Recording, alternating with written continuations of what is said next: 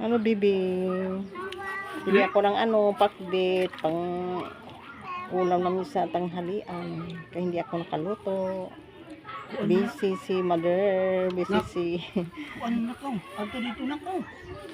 Ligo na Ayan, mo, ang inasiya baby na ko. lang. Malaki na siya, eh. Ito yung malit mo? Oh, kala ko ito.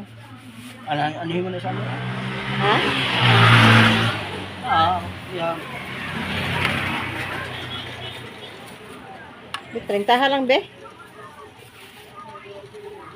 May 10.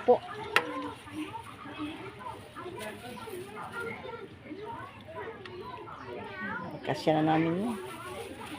Pati aso, pusa. Oo. Walang iba eh. Sana may munggo sana. Okay lang yung may munggo pa. Magnunggos. Ngayon sunog na yung mo. Nangamoy na. Puntahan mo muna yung sinaing mo. Nangamoy. Ayan. Kasi yung tagaluto dito.